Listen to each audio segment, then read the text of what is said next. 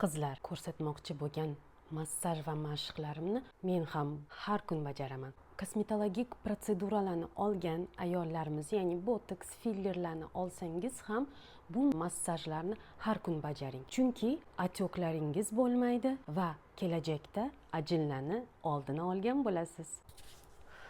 Boshida yelkalardan boshlaymiz. Mana shu harakatlarni bajaramiz.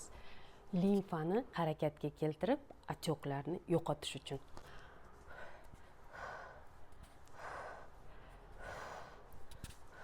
Endi boshga o'tamiz. Mana shunaqa qilib suxojilniy shlemni, aponevrozni harakatga keltiramiz. Chunki boshimizdagi mushaklar yopishib qolgan bo'ladi suyagimizga, bosh suyagimizga. Shuning uchun uni harakatga keltiramiz. Xohlasangiz sochlaringizni mana shunaqa qilib tortib harakatga keltirsangiz bo'ladi. Endi quloqlarimizni mana shunaqa qilib massaj qilamiz. Endi chakka qismni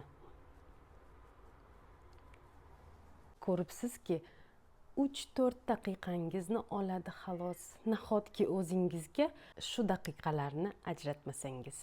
Boshimizni tugatdik. Endi bo'yin. Yon taraflarga egiltiramiz. Harakatga keltiramiz bo'ynimizni. Chunki bo'yin o'tkazuvchi qism hisoblanadi.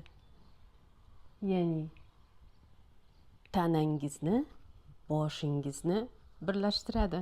Endi mana shu yerda so'rg'ichsimon mushagimiz bor. Uni yaxshilab massaj qilamiz.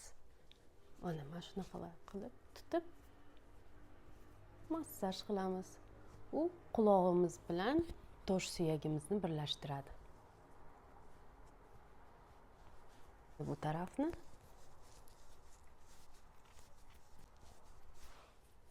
mana endi tutib turib fiksatsiya qilib bo'ynimizni, ya'ni iyagimizni tepaga qaratishga harakat qilamiz.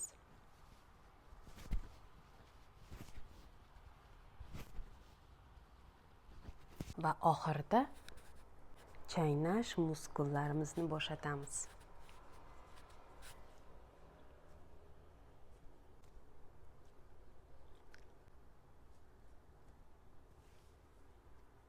Shu mashqlardan, massajlardan iborat edi. Siz ham albatta mashqlarni bajaring.